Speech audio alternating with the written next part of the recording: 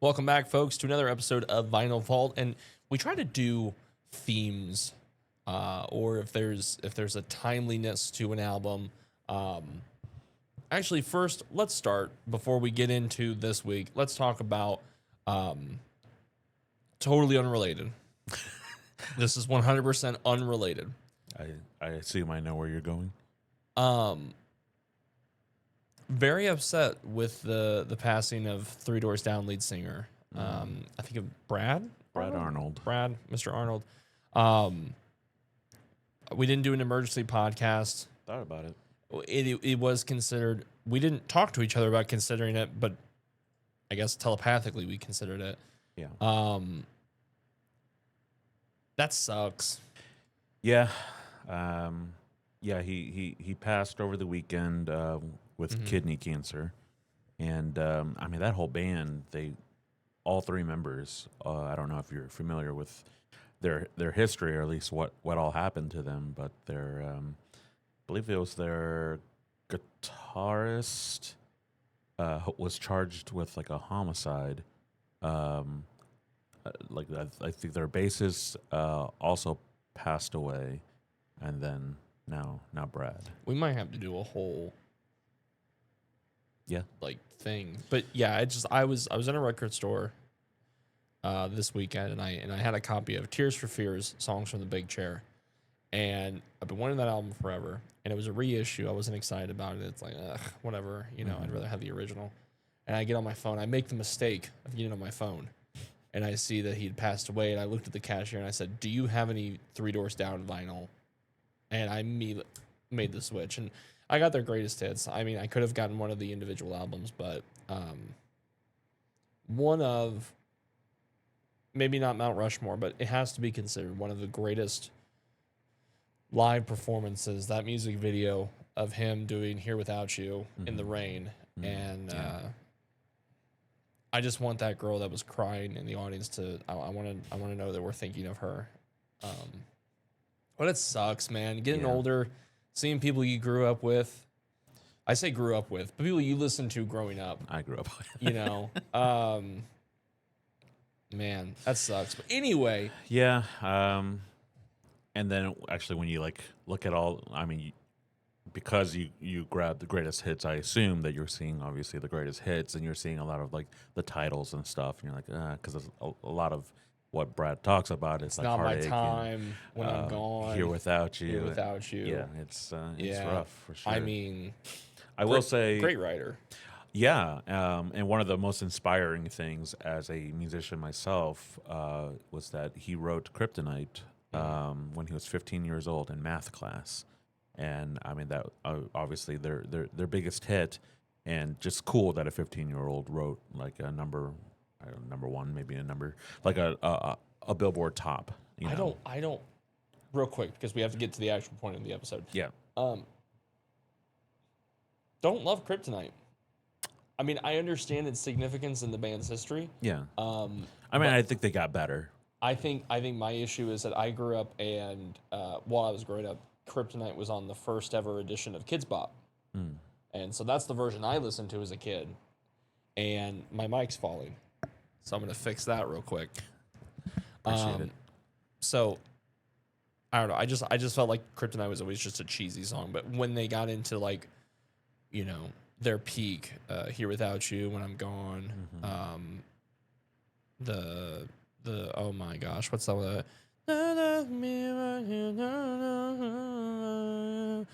Great song. Yeah.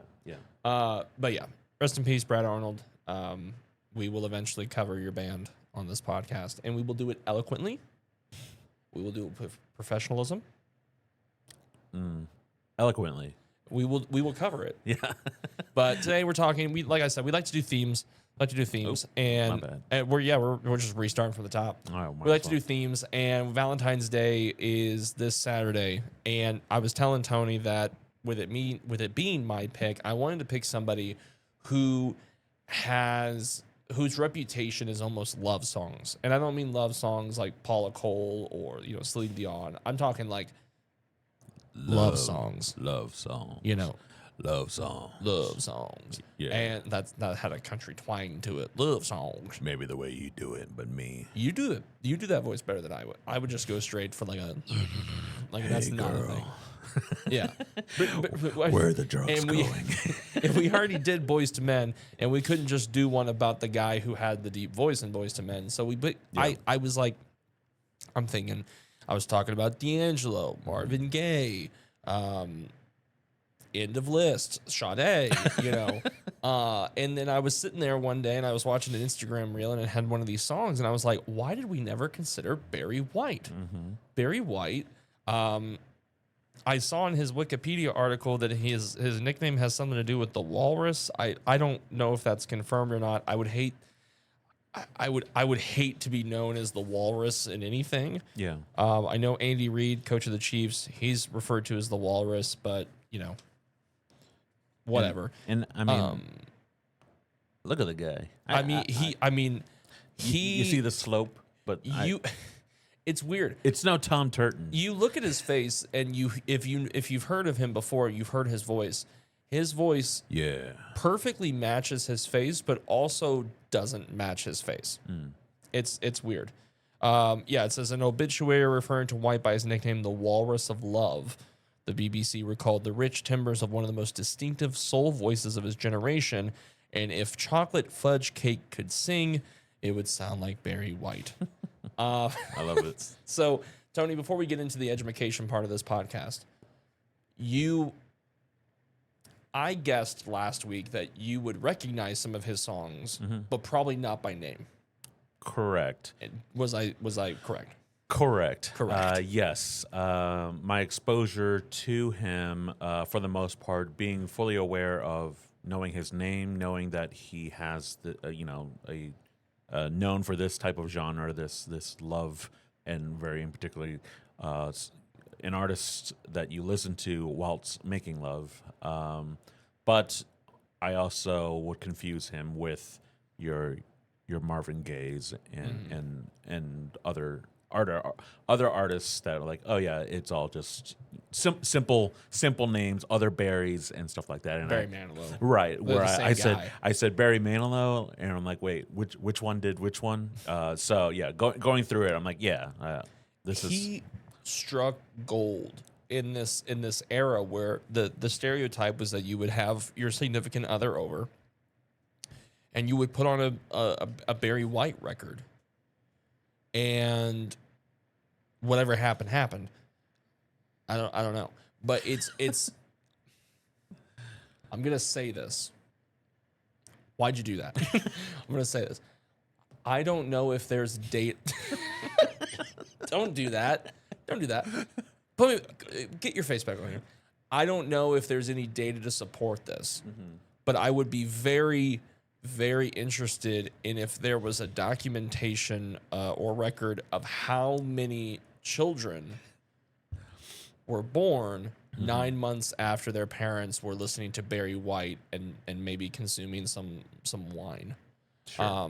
It's one of those things. It feels weird to say it out loud, but we all kind of internally know it. It's like there has been studies about Super Bowls and how every city who wins a Super Bowl, there's like a weird spike in childbirths 9 months after. And they're alluding to the idea that people are excited, so they celebrate in different ways. But real quick, how do you feel about his music? I know that you're not big into like soul, disco. It's not your go-to. It's certainly not my go-to. I would lean more towards disco than soul, but having listened to soul, like I really like it. It's just there isn't a single artist that I'm like, oh yeah, like I love everything about what they do. And I mean, listening to this album as well, I think it runs across the problem of like a lot of songs are sounding kind of the same. Subject matter is sort of the same. You can only go, oh yeah, so many times. Yeah. And so, I mean, What happened to me? Whoa. Whoa. Whoa. You went dark. Hey, girl. Let's bring you back. Okay, how about that? That's weird. Welcome back. Okay, yeah, we're But no, close. I see what you mean. Yeah, so I mean, I find myself while driving and listening to it when my mind wanders, and I'll come back and I'm like, oh, which did we go to a new song or not? And that's always a problem that I have with I had some that music. same So exact. So we for everybody who's not, I haven't said the name of the album. It's his 1970 something greatest hits, and it's got the greatest hits. And I was on my way back from Buffalo on Monday, and I was listening to the other half of the album, and I was listening to a song, and I was like, "Oh, that sounds good." And then I kept listening, and I was like, "Man, this is a long song." And I looked up at my phone, and I was 2 tracks over. yeah, And I see what you mean. I see what you mean. But my question to you is, when you were listening to some of these songs, did an individual pop into your head? um, well, okay, so knowing some singles, not realizing that it was Marvin Gaye, or there we go, Barry White. That was the bigger surprise. But the one that always kind of stuck out with me that I'd have to laugh every single time was Love Serenade. And mostly because that's, almost 90% of it is him talking and telling, talking to the audience. I'll rephrase my question, Tony. Okay. Did you think of an ex-romantic partner at any point? I see where you're going with this. No, my my seduction playlist did not include a Barry. I'm a little bit newer. I go into the '90s. This is where my Boys to Men, my Yes. Brian McKnight, where Tony Braxton, like that. You have a seduction playlist. Don't we all? If you don't, then I feel bad for a certain missus.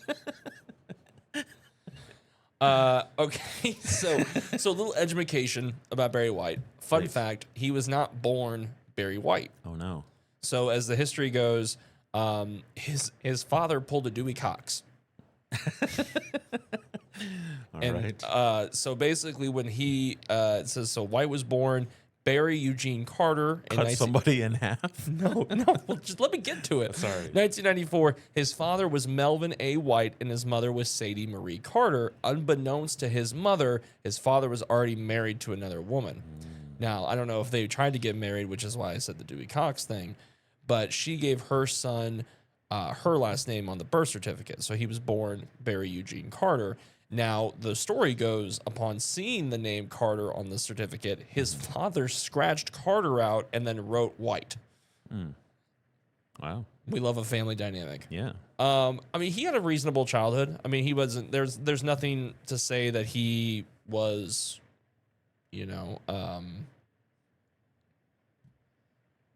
Going through hard times. he didn't go through like the Elvis Presley style childhood or anything like that. But he did get himself in some trouble when he was a teen.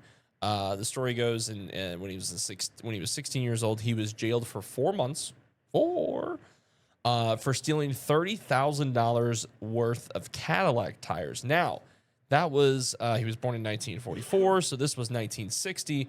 Tony, would you like to guess how much $30,000 worth of Cadillac tires are worth today? I couldn't even fathom. $320,000. Yeah, that's Yeah. that's a lot. So, but as history tells it, when he was in jail, he was listening to Elvis Presley's "It's Now or Never," and then he credits that later with changing his life. I guess he wanted to become a singer at that moment, even skipping class to go to to walk to Capitol Records headquarters and stood across the street from the office, staring for hours. Kind of weird. I wouldn't just stare at an office. I would at least try to go in. But he really started his career in the 60s, 70s. He was a producer. He introduced his 40-piece orchestra in the mid-70s. And that's a lot of he really made his heyday in the mid-60s to like 75, 80, when disco and funk were, in my opinion, were at their peak. Okay. I think funk is still great regardless of when you listen to it. But when it was a dominating music genre, I mean, I don't know if you remember this. There's a famous story at a Mets game called Disco Night. I don't know if I'm using the term disco night correctly, but basically the rule was if you brought a disco record to the game, you got in for either like free or very low amount of money. Okay. And the point was in the middle of the game, they were going to put all the vinyls in the middle of the field, or like I think it was center field or something, and then they set them on fire. Because the whole point was like we're getting rid of disco forever. Yeah. And don't be shocked, all hell broke loose. I think it was I'm imagining it was probably like 50-cent beer night too. So I mean, these people were they were uncontrollable. But he did, because of that genre dying out slowly, so did his career. He was no longer, as popular or wanted because people were moving on to the glamour rock. And then eventually in the 90s, the grunge, and those became the dominating music genres. He did have a little bit of resurgence in the 90s. He has a famous song called The Secret Garden, which is he did with Quincy Jones. It also has James Ingram, one of the DeBarge brothers. It's kind of a who's who of soul seduction, if you like that. And then for a lot of people growing up, they may recognize him from Space Jam in the song Basketball Jones. If you remember that. Okay. And for people at home, forgive me, but it's the one that I got the basketball Jones. I got the basketball Jones, ooh, baby, ooh. And then he would just be like, basketball, like in the background. I think Chris Rock's for some reason in the song, just going on and on about basketball. And for people that may not recognize it based off that beautiful rendition from me, it's the scene where Charles Barkley's trying to play basketball in a pickup game after losing his powers, and he's just not good. So, fun fact. He did a little bit of acting. Looks like it says here, he did some voiceover for some Arby's commercials back in the day. He narrated Apple's first iBook commercial. Made 3 appearances on Ally McBeal. What a get for that attorney. What a get for Ally McBeal. Did you ever watch Ally McBeal? Not extensively, as whatever show came on before, I was definitely watching, and then I'd see a little bit of Ally McBeal and then be like, I'm good. He was married twice. In this I feel bad for her. It says White was married to his childhood sweetheart, identified only as Mary in his autobiography. By the time he was 19, they separated in 1969. Could you imagine being married to somebody and when they talk about you in their book, it's just, that's Tony. It's just Tony. It's Tony. Yeah. But he was married in 1974. They were still legally married when he passed away, but they were estranged for over a decade. Now, this is when it gets kind of sad. Uh-oh. What happened? I'm going to say something. Okay. I don't care that you broke your elbow. No, that's a Vine reference. Did you not get that reference? No. Oh, my God. Okay, Don't so care that it's you no broke your secret Barry White was a large man. Mm-hmm. He was nicknamed the Walrus of Love. They reportedly up to 375 pounds, and he was undergoing dialysis and needed a kidney transplant in 2003. The problem is that he suffered a stroke, and that forced him, they say, to retire from the public life. Also, he just had an issue medically towards the end of his life. Yeah. And because of that stroke, he was not able to get the kidney transplant, and he died from kidney failure in 2003. Kidneys, man. It's sad. I mean, he probably would have lived a little longer if it didn't derail so fast. I'm not a doctor, I don't have a doctor in thugonomics. I don't know. It sucks. He died July 4th, 2003, and his ashes were scattered in the ocean off the California coast. Wow. Well, that's sad. That's really sad. Now, how old? oh gosh, 58. 58. And it's just sad that, it's crazy. I talk about some of these, like when we think about like rock stars, they always want to go out on top. Mm-hmm. And then and then you have people that Barry White's impact on music may not have been the greatest. but he's left an impact on everybody's lives. And it sucks to hear that his story ended in such a, just such a traumatic way. Yeah. But it says, speaking of his legacy, some of the reports in 2004, after his death, he was inducted into the Dance Music Hall of Fame. Not sure. I mean, people did dance. In 2013, which would have been his 69th birthday. Would have been, yeah. Got it. Got it. He was given the 2,506th star on the Hollywood Walk of Fame. The show Counting Cars paid tribute by restoring the last car he owned. In 2003, Rolling Stone ranked him 56th on their list of 200 greatest singers of all time. Which leads me to my next question, Tony. Do you think he's in the top 60 of singers of all time? 60s? Yes. Yeah. I mean, I think to make that list, you got to have a very, very, very distinct voice, and I think very much so. That he did. So, I mean, yeah, I certainly would put him up there in that category for sure. Yeah. And in terms of accolades, nominated for 11 Grammys, he won 2. But he just, when I think love songs, Barry White's a good go-to. And I say that, I don't know. Some people might find him cheesy because it's so over the top. But I mean, he was killing it back in the day. Yeah. I mean, anything that guy touched was gold. So, but we listened to the greatest hits. Yep. And you mentioned Love Serenade. Was that a favorite or not a favorite? With each listen to the album, I'd start it, kind of laugh a little bit, and then skip. So I wouldn't say probably a favorite song, but one of those where I'm like, all right, let's hear what hear what Barry has to say. You know, I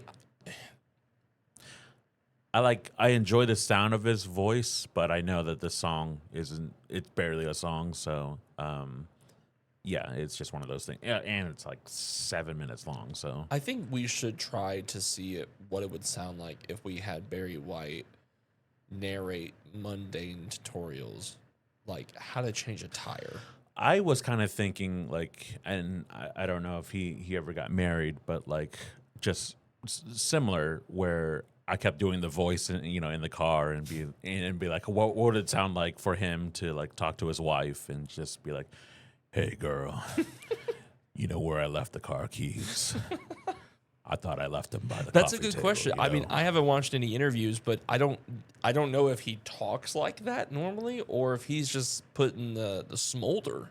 I'm sure it's a little bit of a character. But I mean, I'm sure when he figured that out, he was like, yeah, I'm doing this because it's working. And it just, they have him down as a baritone. I don't think he's a baritone. I mean, if anything, he's a low baritone. Very low, yeah. But did you have any favorites? Any songs that you were like, whoa, this is good? So yeah, there was one that I had not heard before, and I was like, oh, I really like this, and that was "Standing in the Shadows of Love." I think also probably the most kind of upbeat. I did like that one too. Upper tempo song as well. So that one, like when I first heard it, and especially with the backup singers singing, I was like, oh yeah, this is cool. This is a little bit more towards your disco, your funk, a lot of wak wak wak wak. It was one of those songs that when I was listening to it, I was like, I have no idea what the song is. But as I was listening to it, I was like, that's good. Yeah, that was good. I mean, I shouldn't be shocked. It's one of his greatest hits. Right. But yeah, no, I mean, the favorites are, to me, are some of the most iconic. You're My First, The Last, My Everything, Can't Get Enough of Your Love. I really like Never Gonna Give You Up because that has the iconic. Is that? That's Rick Astley. Okay. But yes, Did you just rickroll me in the middle of an episode? This is what I get for making a Vine reference. that's what you get. But it's for people at home, because we don't have the rights to play it. It's the one where he goes, And everyone's like, "Oh, that one." that one. Yes. Which one again? Yeah, no, it's weird listening to it by yourself. Did you? So as I Okay, said, go ahead. driving in cars, Yes. going to drive-throughs is very, very awkward. It's definitely one of those. I'm turning it down. You're grabbing your food. You're like, sorry, my car has there's something wrong with the engine block. And then sometimes I'm like, I'll just keep it on low. But then I remember listening to it yesterday. I went to Culver's, and there was Shout out Culver's. Oh, delicious. Not a there, paid sponsor. There was a young teenager that was the cashier or drive-through person. And like, I'm here listening to the song, looking at her. I'm like, this is really weird and awkward. So I had to shut it off. I found myself, so two things. One, when I picked this album, my first thought was, I wish I could be a fly on the wall when Tony listens to this by himself. And I say this in the nicest way possible. Barry White's music is not meant to be listened to by yourself. No. It's meant to be listened to with somebody that you have a romantic interest in. It's a tone setter. It's a mood setter. Not a song. Because if you listen to it by yourself, it almost feels like Barry's singing to you instead of singing as a background for you and somebody else. And so I'm listening to Barry White. I'm like, am I his first? I see. And that also makes me think of whenever he recorded it, you know, usually that's pretty an intimate moment between the singer and the producer. So the producer's just there listening and then just kind of trying to avoid eye contact. Checking his Casio watch. Like, okay. Do you think he had maybe like a photo of his wife in the booth while he was singing, or No, girl. this goes straight out to Mutt Lang? We have no way to prove Mutt Lang produced this. Nope. But yeah, no, it's just, yeah, no, I think people should try two things. I think people should try listening to it by themselves and see if they get the same feeling. Oh yeah.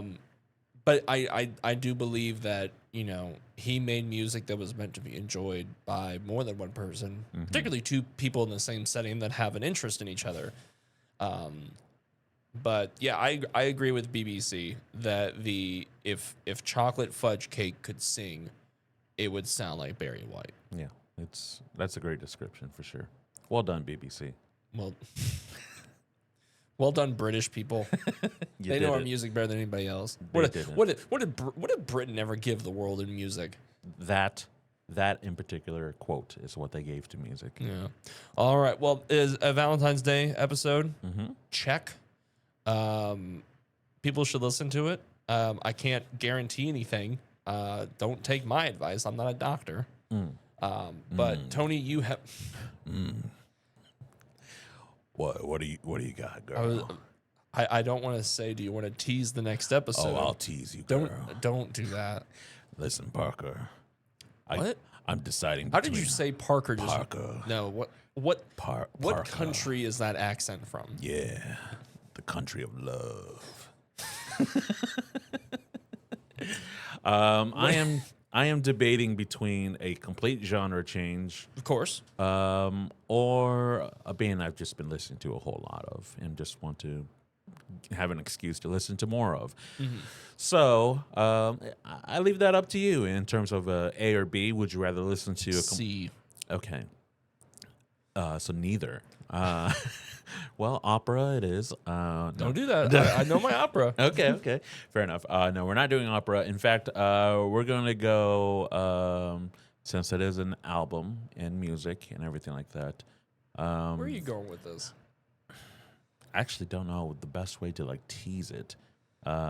This is an artist. Is it a soundtrack? No, and I thought of that. No, we're gonna go comedy. So Who? comedy. Oh, I thought you said Common, and I was like, don't do that. No offense to Mr. Common, but Oh yeah, we got to listen to Common. No, comedy route. And I think there's only one really, really big musician that does comedy records. So, I know where you're going with it. I'm not going to ruin it, but I know where you're going with this. yeah, I think I know where you're going with probably, But, and you should as well. So, this. Yeah, no, I mean, definitely soundtracks need to be on our bucket list for I'd love this to year. do like a who had best soundtrack. I considered The Bodyguard for this week, Yeah, but what better way to introduce Barry White to the masses? You know? thank you, Parker, for introducing. No one knew who Barry White was until I brought him up. You know, thanks to you, you brought this to It's the world. all me. The British came up with the great, quote. They basically they paid tribute to a guy they had no idea existed. Exactly. They were really talking about Barry Manilow. Yeah, they're like, oh, that Barry. Yeah. And then I do want to kind of take this international this year.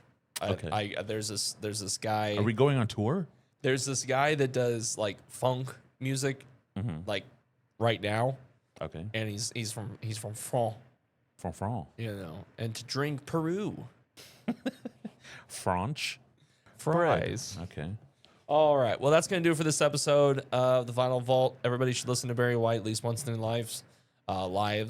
Tony, final thoughts? Happy Valentine's Day to all of you lovers out there. Oh yeah. Oh yeah. Oh yeah. No, wrong guy. Wrong guy. Got you for 3 minutes. No, Bonesaw. I don't want any part of that. All right, we'll see you next week. Bye bye.